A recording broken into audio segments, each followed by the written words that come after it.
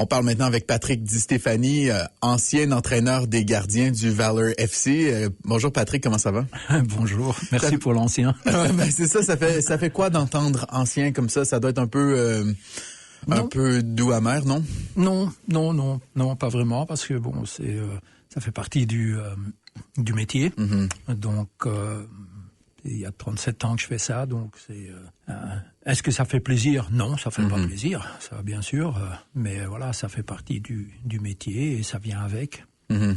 Patrick, la raison pourquoi on voulait te parler aujourd'hui, c'est justement ça, faire un retour sur les 7 dernières années du Valor, parce que oui, il y a eu des résultats un peu mitigés sur le terrain, mais en même temps, je pense pas que c'est tout noir. Je pense que le Valor a eu un impact important et significatif sur la communauté. Puis c'est de ça que j'aimerais qu'on parle ensemble. Puis ma première question pour toi, quand tu repenses aux 7 dernières années, est-ce qu'il y a un moment, est-ce qu'il y a quelque chose dans les coulisses, un moment humain qui te revient, qui va toujours rester gravé dans ta mémoire comme un bon moment dans cette équipe-là? Bon, il y en a beaucoup parce que le foot c'est des émotions. Ça nous permet de rencontrer beaucoup de personnes, des joueurs qui viennent de différents horizons, des entraîneurs. Donc moi on a eu Rob Gale, Damien Rock au départ, puis après on a eu Phil, on a eu Daryl qui était Daryl, c'était encore spécial parce que bon voilà, moi je l'ai eu comme joueur et puis après je l'ai eu comme collègue. Donc ça fait toujours plaisir de voir cette transition. Puis il y avait JB, Pierazzi, donc de Corse, et puis il y avait Ebi, le préparateur physique, puis il y avait tout le staff médical. Donc oui, non, on a vécu beaucoup de choses. Sur le terrain, en dehors du terrain, faut pas oublier qu'on a traversé aussi 2 épisodes consécutifs, donc les 2 années Covid. Pas évident ça. Non, pas évident du tout. Moi, j'avais jamais vécu ça dans ma vie ou dans ma carrière. Donc, première année, on est quand même enfermé pendant 6 semaines sur l'île du Prince-Édouard. Donc là, on vit en famille. C'est une petite famille qui se crée. Donc et puis après, l'année d'après, on pensait que c'était fini, et boum, on remet ça. Maintenant, t'es on va dire, prisonnier dans ta ville. Donc, voilà, t'es à moins de 3 kilomètres de ta maison, mais tu dors pas chez toi. Mais encore une fois, dans tout on va dire, cette mésaventure, on a quand même été chanceux ou bénis, en tout cas, de pouvoir continuer à exercer notre métier et de pouvoir ramener un chèque à la maison chaque mois. C'est le rêve, quoi, dans le fond. C'est ça, quand on aime le foot, quand on veut vivre de sa passion, j'imagine que d'entraîner dans un club professionnel dans sa ville, parce que tu es d'ici, ça fait 20 ans plus que tu es installé ici à Winnipeg. Donc, j'imagine que ça doit être une fierté de pouvoir porter les couleurs de sa ville. Oui, 100%. C'est exactement le même sentiment que le joueur qui est appelé en équipe nationale canadienne ou italienne ou belge. Donc, il endosse le maillot, il représente son pays, mais après de son pays, il représente sa ville, il représente sa communauté. Et pour moi, c'était exactement la même chose. Bon, tous ceux qui ont investi en lui dans le parcours, quoi. Oui, 100%. Et puis maintenant, pour nous, c'était une façon de redonner quelque chose à la ville et qui m'avait donné énormément et qui continue à me donner énormément. Bon, voilà. Est-ce que cette aventure-là t'a transformé d'une certaine manière? Parce que bon, on en a déjà parlé. Je pense que c'est assez connu. Ton CV d'entraîneur sportif et de joueur est bien garni. Des institutions européennes très connues. Est-ce que cette expérience-là, est-ce que ça t'a transformé d'une manière quelconque? Est-ce que tu sens que tu es une personne différente que tu l'étais au... Oui, à 100%. Il y a 7 ans. Je suis non seulement une personne différente, mais un entraîneur différent aussi, parce que bon, voilà, on dit toujours, c'est comme le vin, avec l'âge, ça se bonifie. S'il est mis dans une bonne cave. Ouais, j'allais dire, si ça fait ton affaire de croire ça, vas-y. Voilà, c'est ça. Mais non, je pense que ça m'a changé. Ça, effectivement, bon, on a vécu, encore une fois, des bonnes choses, des moins bonnes. Des choses agréables, des choses un peu moins agréables, mais je suis déjà une personne qui essaye toujours d'aller chercher le positif dans ce qui se passe. Et effectivement, la façon, par exemple, dont j'approche et je coach maintenant est différente d'il y a 6-7 ans. Parce que voilà, les raisons ont fait que, et puis tu as affaire à une nouvelle génération de joueurs, et puis c'est à toi à t'adapter à cette nouvelle génération, et pas à eux s'adapter. Si toi tu penses que c'est à eux à s'adapter, tu vas pas faire des vieux os dans le foot, dans le milieu du foot en tout cas. Tu sais, Patrick, le Valor, ça n'a pas toujours été drôle, mais ça n'a pas toujours été beau, ça n'a pas toujours été drôle, mais une des choses qui a bien été, et sans aucun doute, depuis le début, depuis le jour 1, c'est indéniablement les gardiens de but dont toi tu étais responsable. À travers toutes les années, on a vu des gardiens qui sont allés en équipe nationale canadienne, qui sont allés en équipe nationale algérienne. On a même Darlington, lui, il est quoi? Il est du Mozambique, Zimbabwe. Au Zimbabwe, je crois même qu'il joue pour l'équipe nationale. Donc tout ça pour dire qu'il y a des beaux moments, il y a des joueurs qui sont passés par Valor que tu as formés, qui sont allés, qui ont fait des grandes choses sur la scène internationale. Ça doit pour toi être une belle source de oui, ben ça a été une source de fierté et surtout une source de motivation. Maintenant, bon, si on le regarde globalement, ça n'a pas empêché que les événements arrivent. Mais si on commence à prendre la loupe et à regarder, effectivement, bon, tu parles de James Pantemis que moi j'avais reçu en prêt de l'Impact de Montréal à l'époque. Voilà, James s'est entraîné très fort avec moi et puis on connaît le parcours de James. Puis après, on a eu Sirois que moi, je me rappelle de l'appel d'Olivier Renard et puis surtout de l'entraîneur des gardiens qui me dit écoute, tu vas recevoir un gardien qui a du potentiel, mais il a de la guimauve dans les jambes. Donc je savais à quoi m'attendre et puis j'ai vu débarquer Joe. Jonathan Sirois, et voilà, ça a cliqué. Gandor. Ouais, Gandor directement.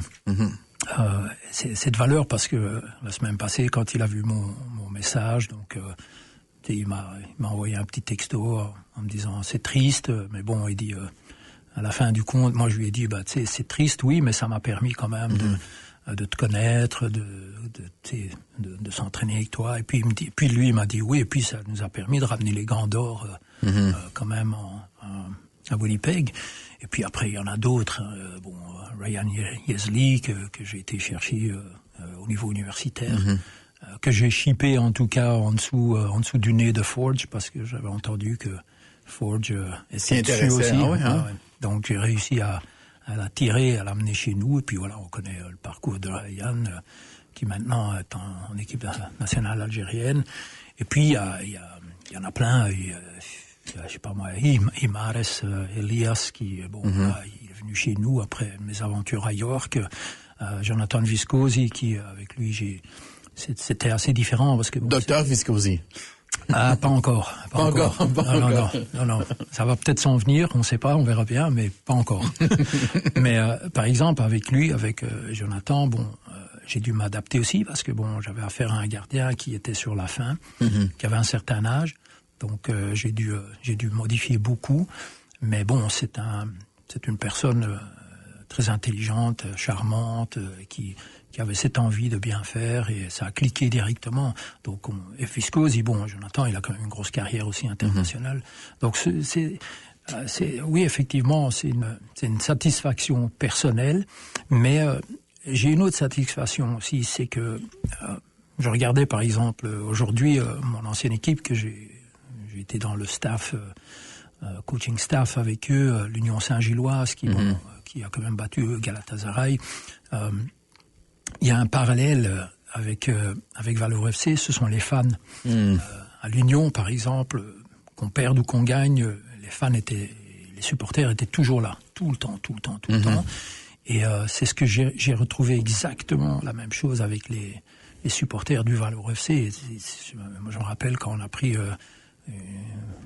une marmelade la première année contre Cavalry, et bon, puis on en a pris d'autres ici à la maison aussi, et chaque fois qu'après les matchs, quand j'allais saluer les supporters, c'était, il y avait jamais des mots d'oiseaux qui volaient, au contraire, c'était, coach, t'inquiète pas, le match prochain sera bon, on est derrière vous, et ça, c'est quelque chose que, nous on les appelle, c'est pas les supporters de la gagne.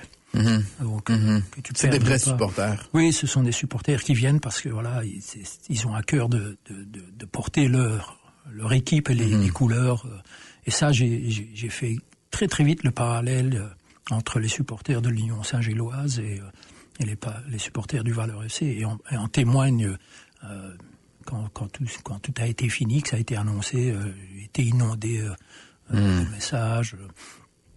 Et bon, voilà, ça fait surtout mal pour les enfants, parce que bon, eux, dans cette histoire, ils voyaient, j'en ai beaucoup quand on avait les camps de gardiens qui me disaient un jour, coach, c'est toi qui vas m'entraîner parce que je vais être le gardien de but de Valeur FC.